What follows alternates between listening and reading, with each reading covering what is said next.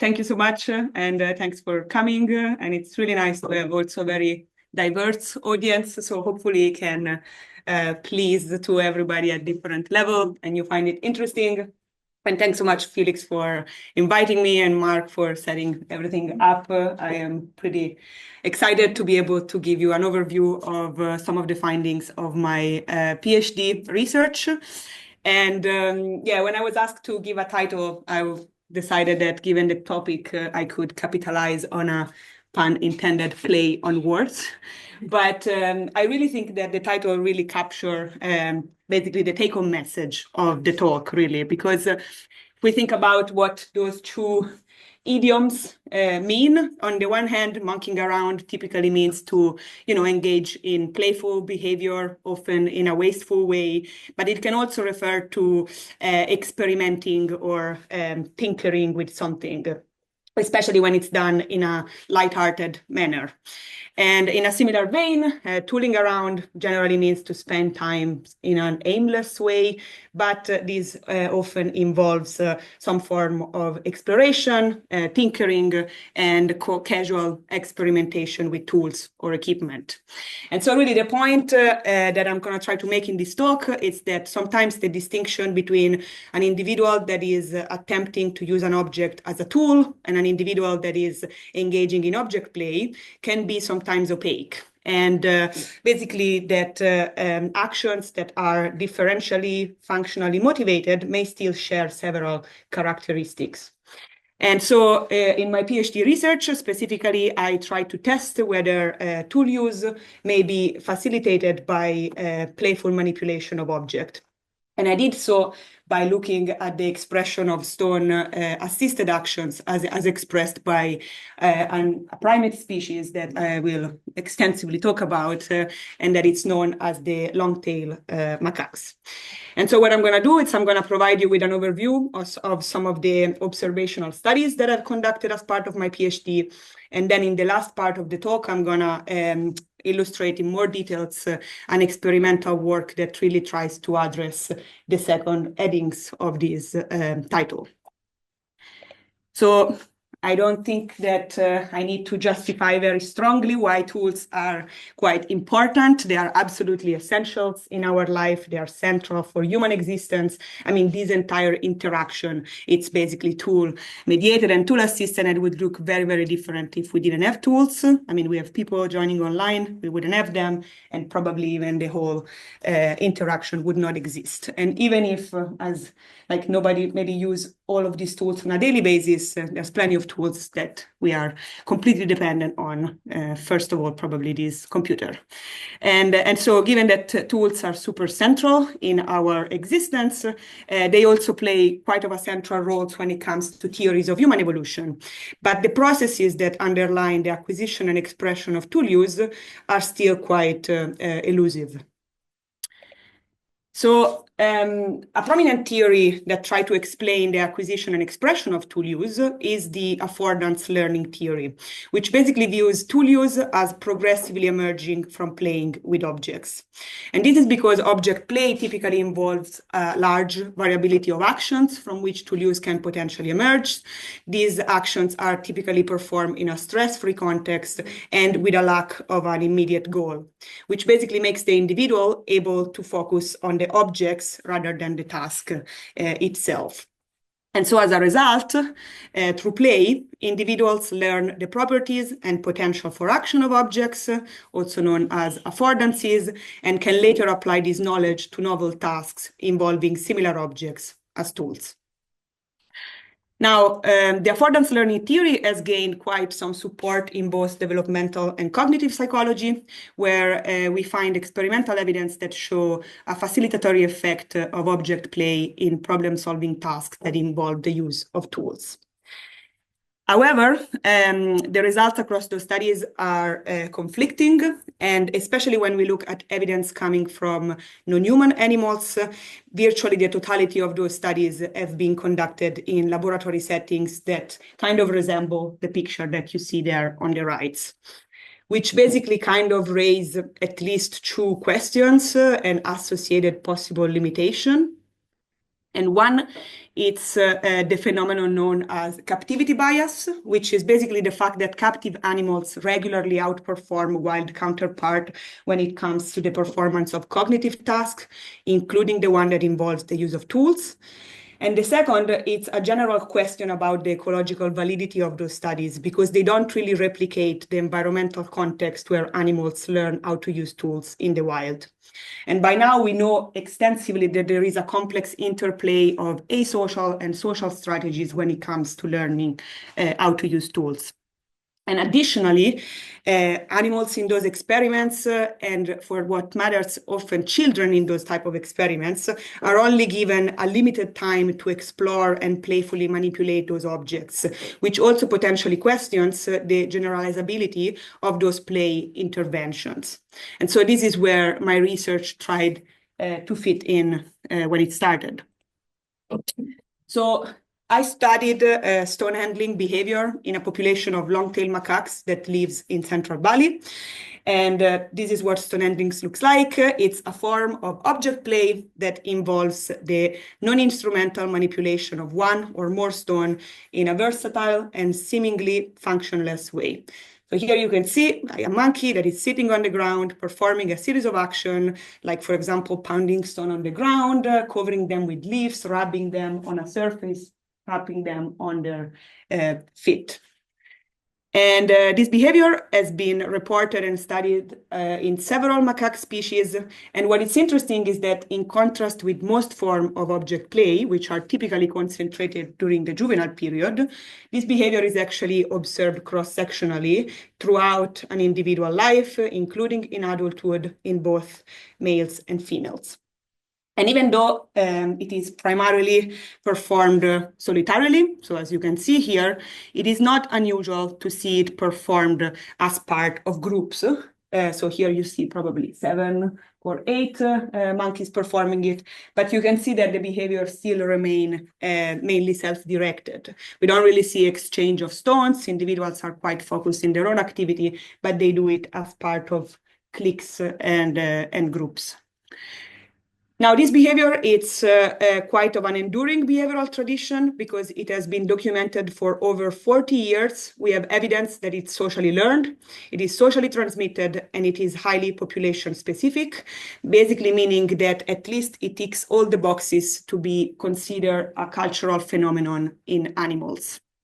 And in the next 10 minutes or so, I'm also going to try to make a case for why this behavior and this specific population that I will introduce to in a moment is a great candidate to also test the validity of the affordance learning theory and to test the relationship between object play and tool use. So first of all, it comprises a large variety of actions from which potentially tool use to emerge. I already mentioned a few, and here you see a few others. So you have, again, pounding stones on a surface, rubbing them, licking, covering with leaves, and so on. And second is the fact that stone tool use, it's already part of the repertoire of long-tailed macaques, meaning that basically tool use is within the cognitive and physical capacity of these species. And what I'm referring to, it's the fact that some wild population that live in the coast of islands off the coast of Thailand customarily use stones to extract seafood from shells. Now, it is worth mentioning that until last year, basically all instances of extractive stone tool use were only reported in a subspecies of long-tailed macaques, that is the Burmese long-tailed macaques, and never in the common species of long-tailed macaques, which basically initially suggested that there might have been a strong genetic role in the expression of stone tool use in this species. But as of last year, Muhammad and colleagues actually reported the first instance of stone tool use for extractive purposes in the common long-tailed macaques, meaning that probably if there is any contribution from genetic predisposition, it's not a necessary component for its expression. And so the studies that I'm going to refer to in this talk were conducted in 2018 and 2019 on a population of free-ranging but urban-dwelling long-tailed macaques that live in central Bali at the sacred monkey forest in Ubud, where stone handling is highly customary. And here I want to spend a few words to talk about their socioecology, because it's really important also to understand why we see the presence of this behavior in the first place. So these monkeys live in a very peculiar socioecology that it's increasingly shared by several populations of this species and by several other species of primates and animals worldwide. They live in highly urbanized areas. They are highly habituated to humans. And even though they are free-ranging, so they are not captive, they can come and go, they are provisioned with food. And so basically that means that they have quite of a relaxed selective pressure when it comes to foraging. And additionally, and partly probably because they have these relaxed survival needs, they live in abnormal demographic density. Meaning that when they had the last count of this population in 2020, we counted 1,000 individuals that were organized in groups that range between 100 and 200 individuals. That it's way bigger than what you would expect in a more rural context. And so as part of my PhD, basically, the first thing I needed to do was to establish a baseline to see how exactly this behavior looks like in this group. Because what we had before I started was a comprehensive ethogram, or a list of all the action and the description that was based on videos collected in 2008. And given that this behavior is cultural, then it's also likely to transform across time. So basically, I needed to look at the current status of the behavior. And so what I did is I examined the expression of stone handling behavior at the individual level. And what we found was basically that there was a really large variation between individuals in the expression of stone handling, with basically some monkeys displaying consistent preference for specific actions.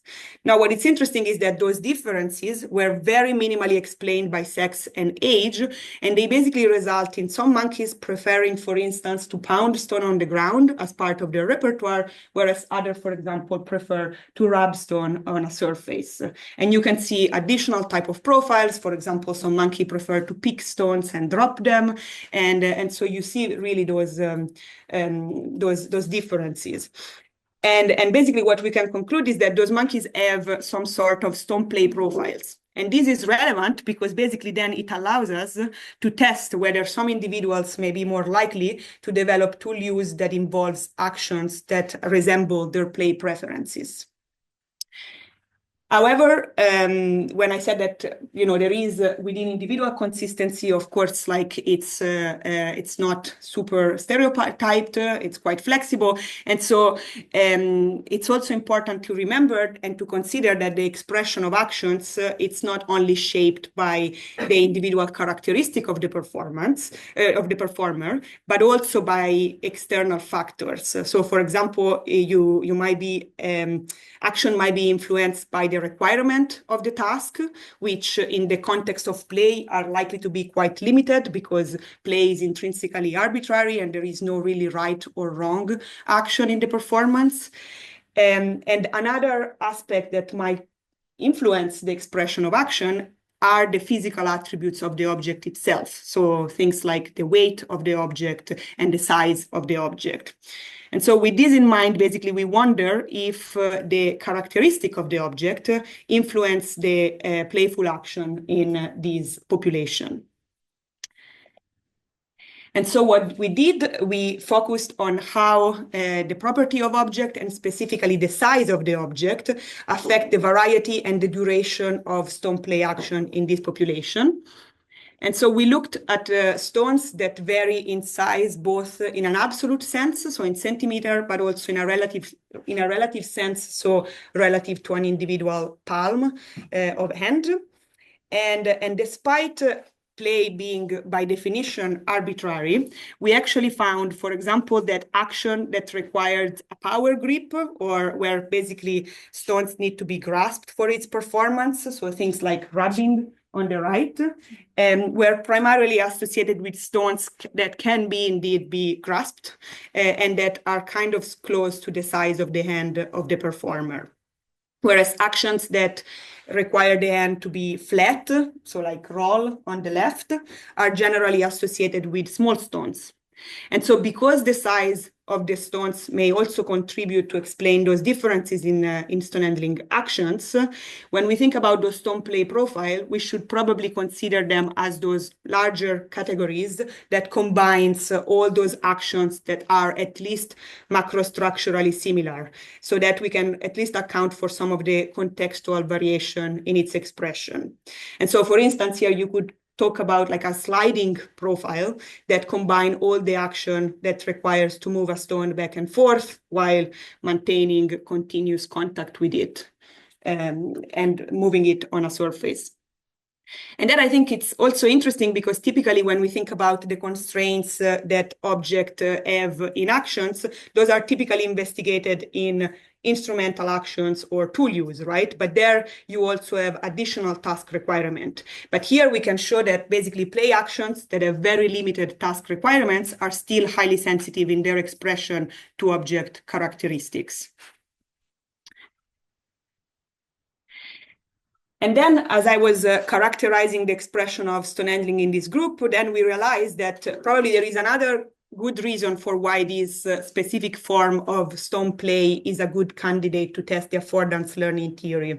And that is the fact that basically this behavior may have already been co-opted into stone tool use spontaneously in this population. And it does so in the sexual domains, where basically stones are used as a form of tool-assisted, self-directed masturbation. Indeed, basically, this population uses stones customarily to masturbate both in males and females. So you see males on the top and females at the bottoms. And they do so by repetitive tapping and rubbing stones on their groin and in their genital area. Now, even though this behavior is super common, highly spread, and cross-sectionally represented, even though it might have element to suggest that this could be a form of tool use, we needed to kind of assess whether those actions are truly instrumental. And now assessing whether object-assisted actions are instrumental, and so they qualify as a form of tool use, it's very challenging, even in examples that are more maybe survival dependent, so like using tools to forage. And so basically we had to use some sort of indirect measures to try to see whether those actions could qualify as instrumental. So the first thing we looked at was the structural, or specifically the temporal organization of this behavior and the behavioral sequences with and without this genital stone tapping and rubbing. And here the idea basically is that the structure of a behavior, it's probably matched against the requirement of its hypothesized functions. And this is also something that is known as the design feature argument. And so basically by looking at the structure of the behavior, or in this case, the behavioral sequence, then we can make an inference about its possible function. And so by comparing sequences with and without this genital stone tapping and rubbing, we found that the sequences with those actions had some instrumental features. And specifically, they were way less repeated and way less exaggerated, which are traits that are typical of playful actions. Then we also looked at physiological and behavioral correlates of these actions. And here we found that, again, genital stone tapping and rubbing are probably sexually motivated. For example, those actions are significantly associated with penile erection and sexual context in males. And then we also looked at the stone selectivity in the expression of those actions. And what we found was that there was less variation in stones that were used to perform genital stone tapping and rubbing compared to stones used for the performance of similar actions, so tapping and rubbing, but not directed towards the groin and the genital, but to other body part, which again might suggest that there might be an instrumental component. And so now basically we have good evidence that these actions are at least functionally and motivationally distinct and different from object play. And so they might be really a form of tool use in the sexual domain in this species. And at this stage, we try to wonder if there might be some fitness enhancing benefit of this activity, and we really couldn't find compelling evidence for that. And so this is quite interesting, because if that's the case, and if this behavior is not fitness enhancing, basically we could make an argument that some mechanism that underlying some sort of self-rewarding and pleasurable activities, which are, by the way, present in both play and in those type of sexual behavior, may actually be contributing to maintain and sustain the motivation to engage in those actions in this behavior. And as I said, like similar argument have been made for play too, and specifically on this stone handling, where it has been suggested that basically the pleasure and the tactile pleasure from handling stone, it's actually a key factor in maintaining this behavior over time in this population. And it's also worth mentioning that in this population, the use of objects for masturbation actually extend beyond stones, because occasionally we also observe the use of twigs. But what is interesting is that unlike stones, which are really, really widespread across population, the use of twigs, it's only limited to a few individuals that repeatedly continue to engage in this action across multiple years, but it still doesn't seem to spread, which may be due to the fact that stones really have this cultural relevance in this population, and handling stones has this cultural relevance in this population. And so these findings basically, first of all, kind of contribute to building this case for why this behavior might be a good candidate for testing the affordance learning theory, because it potentially already has this fluidity to be co-opted into tool use, but also potentially challenge some of the ideas that we think about when we think about tool use, especially in animals, as exclusively related to contexts that are survival related. Okay, so now I would say, I hope that I have convinced you that this is a good model to kind of test this theory and the affordance learning theory. But at this stage, basically, we still don't know whether playing with stone, it's really what facilitates the expression of tool use. And we already covered some of the limitation that came from previous attempt to test those hypotheses in captive individuals. But when we try to think about testing these hypotheses in a wild population, one of the main challenges is that if we were to target a population that habitually use tools, then you can't really parse out whether playful manipulation is what facilitates the acquisition of tool use from maybe another alternative explanation that is not mutually exclusive. That is the fact that maybe the species already have a cognitive propensity to develop tool use because of certain cognitive repertoire within the physical domain. And this is an argument that some authors have been referring to, for example, this zone of latent solution where individuals have just the potential to invent novel behavior depending to their ecological problems. And so one way to avoid that and to circumvent this limitation, it's basically to target a type of tool use that is not present in a population, but that we have good evidence that is within their cognitive capacity. And so basically that it's documented in other group. And so I've already told you about this form of tool use. Now, the population that I studied in Ubud does not use tools for extractive foraging, but given that other populations of the same species do, we may argue that this should be within their cognitive capacity. And so we can test whether basically the way individual play might lead to the acquisition of that. And so after this overview of observational evidence, then we finally tested whether stone handling behavior has the potential to be co-opted into tool use in the foraging domain via experimental inductions. And what is also important to notice here is that in contrast with the previous experimental work, where usually you can only provide very limited play intervention to individuals, here we are focusing on those free-ranging macaques that basically are already engaging in this form of object play, and they perform it throughout the most of their life. And so these basically allow us to examine how this behavior might be transferred into tool use in an ecologically valid environment. And so what I did is I conducted a series of field experiments to test basically whether an individual stone play profile would predict the solution of puzzle boxes that were baited with food and that required specific actions using stones as tools. And to do so, I focused on 2 play profiles and their associated boxes.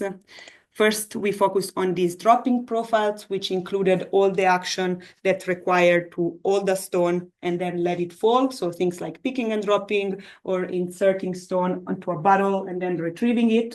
This is, as I said, it's a touristy area, so you have a lot of also human artifact laying around. And so it's also really common that you see that type of action quite repeatedly performed. And that's the associated box. So to operate that box, a stone needs to be inserted on the top. There is a hole, and the weight of the stone collapses an internal platform and release the food reward. And the second profile we focused on is a percussive stone play profile, which basically includes all the actions that require to exert a vertical forceful actions on a surface. So you have actions like, for example, pounding or slamming a stone on the ground. And to operate the percussive box, the lid, it's disposable, it's made of cement, so they can be replaced, and individuals can access the food reward. And so following the affordance learning theory, then I predicted that individual with a higher play profile should be more likely to solve the corresponding box than individual with a lower play profiles. And because those experiments were conducted within their natural environment, we then also control for the role of other variables, including, for example, whether observing other individuals solving could lead to a higher likelihood of solving yourself via social influence.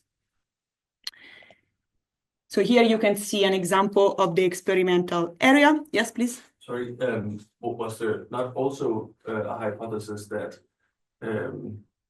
stone dropping monkeys would be more inclined to solve one box over the other, whereas sort of... Yeah, so like basically having a higher stone dropping profile would make you more likely to solve the dropping box. Okay. And similarly, having a higher percussive play profile would make you more likely to solve the percussive box. So the corresponding one. Okay. Yeah.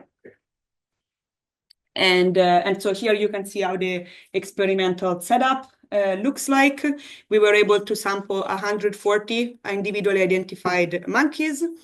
And then we used network-based diffusion analysis to assess the likelihood of solving a box via social as opposed to asocial learning. And so this technique, NBDA, is a model fitting approach that basically tests whether the acquisition of a behavior, and in this case, the behavior is the solution of this box, it's proportionate and correlated with some form of social network. Now, theoretically, you can fit any type of relevant social network under the assumption that basically individuals that, for example, spend more time together are going to be more likely to transfer information or attend to each other's behavior.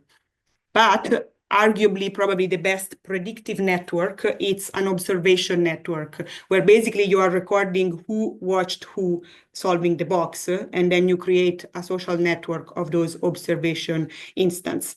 And because here we are tracking the spread of a behavior in an experimental context, basically we do have access to those data, so we use observation network in our NBDA. And the result is that with this analysis, basically, you can predict the likelihood of solving a box via social versus asocial learning. And then it also parts out basically the contribution of different individual level variables to explain learning. So for example, it can tell you that males are more likely to solve asocially, whereas females are more likely to learn by looking other solving. And so NBDA is quite of a powerful tool when it comes to exploring the social transmission of behavioral innovation. But one of the limitations of NBDA is that only basically provides you information for the first time an individual solved the box. And so basically we also ran a model to then investigate box solution beyond the first time. And so out of 140 individually identified monkeys, only 21 solved the boxes. That is only 15% of the individuals. For the drop-in box, here you can see an example of how a successful trial looked like, picking up a stone, and then it's inserting it in the hole. Here we found really strong evidence for social learning, with basically almost half of the first attempt resulting from watching others solving. And for the percussive box, we found no evidence for learning from watching others solving the box. But here, individuals with a high percussive stone play profiles were way more likely to solve the box. How did you, sorry. Yeah. How did you quantify the stone play profile? Is that kind of frequency of which type of play? Yeah, so like, I mean, this was done, of course, outside the experiments. So like we do the observation, and because of some of the constraint of the data collection, that is the fact that play is quite, it's hard to predict and it's only a small part. So we had to use ad libitum data. And so what we did is we took the overall duration of stone handling, so of play, and within that we had the percentage of time that they spend engaging in different action. So then basically you have, okay, an individual, it's actually engaging in this percussive action for 50–60% of their time, and then it becomes a continuous variable in which individual varies in their overall percentage of that. Yeah. Very annoying, but no, please. And so, and then how did you quantify the visual observations then? Yeah, so the visual observation, basically, we looked at the last salient action before solving. So here, this monkey is solving the box, and then we had basically access to whoever was around, and we saw, okay, monkey A watch this, monkey B watch this, and so then you have this dyadic matrix of basically all the individual that watched who. So with more proximity then, or were they actually, because I know in tubes it's so hard to see, like, unless they're actually staring. No, here it's actually watching. So like looking. Yeah, because the area is quite clear. So I mean, we found an area that we could kind of like track. We had 2 observers, and we only have data up to 5 meters, which hopefully it's sufficient. I mean, you could make an argument that if someone was really high on the tree, might be missed, but in this area, the forest is not super dense, so you have mostly access to everybody. Yeah, but one of the potential limitations is that we are only focusing on the last salient actions, and so we are not really capturing everything that is going on for the entire trial. So you might be missing some of the power of watching, because it's really hard to continuously capture for the whole trial. Yeah, so at this stage, these networks basically are built on the last action at solving. Yeah. And so basically here we see that this stone play profile influenced the first acquisition of the percussive box, but not the drop-in box. And maybe like either now or during the question, I can also maybe discuss why we see this discrepancy between the 2 tasks. in this case. Okay, so when we look at the box solution beyond the first time, we see that actually we have several individual attributes that seem to explain the likelihood of solving the box. And here I want to draw the attention on first these two variables, because given that stone handling is a learned behavior, and even though it's very customary in the population, not every individuals engage in it. And so on the one hand, we try to see, is the fact that an individual is observed engaging in the behavior per se predictive of the box or not? And what we see is that the fact of being observed engaging in stone handling per se did not predict the solution of the likelihood of solving a box, but a higher stone handling profile that matched the corresponding boxes. So for example, a percussive stone play profile for a percussive box was strongly correlated with solving that box. And so basically that means that playing with stones per se did not predict the likelihood of solving a box, but the way an individual played did. And in this graph, it actually shows that the individual with a lower box matching profiles were less likely to solve the box than individual with a higher box matching stone handling profiles. And now, because only 15% of the individuals solve the box, then the gray distribution is quite uncertain, but the model still provides strong evidence for the role of stone play profiles in box solution. At the same time, we also found that there is an interplay of additional variables in explaining box solution, which maybe also contribute to justify why we see such low rates when it comes to the success in opening those boxes. So an example here is that if an individual trial was interrupted, for example, by a more dominant individual arriving and displacing the individual that was trying to manipulate, that individual had way less likelihood of solving the box themselves. Now, after we conducted those experiments in a recent small report, we actually showed that stones are also occasionally used by this population in the foraging domains, but not for extractive purposes, but in the context of drinking, where basically stones are also used as tools to collect water. Now, this behavior, as I said, is much less common than, for example, the instance of tool-assisted masturbation that I mentioned, and it is really limited to only a few individuals. It is sometimes observed with several types of objects, but what is interesting is that when it is performed with stones, it's always expressed in the broader context of stone play. Basically, an individual is like playing with those objects, and then if it's close to a pool or a paddle, then it might engage in this activity, which again might suggest how opaque the difference between those object-directed action truly is. And occasionally this behavior is also performed in the presence of others, which may also support that perhaps it is socially transmitted to a degree. And when we look at when it started, we don't exactly know where it started, but we can say that it's been going on since at least 1994, when one of our co-authors, Bernard Thierry, took this photo, basically suggesting that it has been part of the repertoire of this population for at least 3 decades. And so basically, tool use in the context of foraging, it's already present in Ubud, and although not for extractive purposes, and so it might constitute another example of stone play being co-opted into tool use in this group. So to try to wrap up a little bit of what I talked about, we can say that we found some support for the affordance learning theory. Here we see that qualitative and quantitative aspect of object play, so not only how much, but also how they play, may contribute to the emergence of tool use. And this is probably because through maybe the regular and playful experience with stones, individuals becomes more familiar with the action-relevant properties of those objects. And so the actions that are directed to the puzzle box to release the food reward, or the one that are spontaneously used to collect the water or to masturbate, may all be examples of play actions that are co-opted into tool use in this group.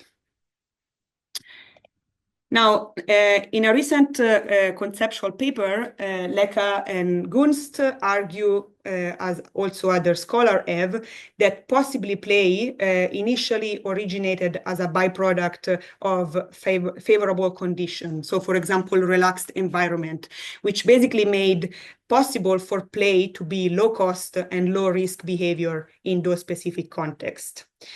But arguably, a behavior it's not only maintained over evolutionary times because it's low cost. It needs to have some sort of positive reinforcement at approximate level that make it lasting. And in the case of play, the typical positive reinforcement at approximate level that we can think about is probably pleasure and this tactile feedback that comes from interacting with the object. And so in environments like Ubud, where we have those favorable conditions, because there is this food provisioning, play is probably expressed at low risk and low cost, and it is sustained by this immediate pleasurable feedback that comes from engaging in the activity. And so basically with this possibility, we have a behavior that can persist even without any immediate fitness advantage coming from that. And so as a result of not have been selected for this immediate fitness advantage, play actually appeared to be quite structurally variable, quite combinatorially flexible, and it often seems quite disorganized, it's quirky, it's redundant, it's exaggerated. But those very traits are what actually creates this reservoir of selectable behavior, and that basically makes play behavior adaptable via behavioral tinkering. And so because of these flexible, variable, arbitrary qualities, object play in general and stone handling in particular may hold this exaptive potential for the emergence of tool use. At the same time, it's also important to remember that there is a complex interplay of those social and asocial factors when it comes to the solution of those puzzle boxes, and that might also explain the small number of individuals that solve the box. And it suggests that probably object play alone, it's not sufficient for tool use to emerge. And what we are doing right now, it's basically we are conducting the same set of experiment on a different population of long-tail macaques that share very similar ecological conditions. So they are provisioned, they are free-ranging, they are highly used to humans, but where stone handling is not customary, to basically see whether the population of Ubud, where stone handling is customary, would outperform this control population in the performance of those boxes. And with that, I would like to thank the funding organization of this work and the University of Lethbridge in Canada, where this work was actually conducted, and all the people that contributed directly or indirectly to this work. And thank you so much for listening. I am excited for any questions and discussion.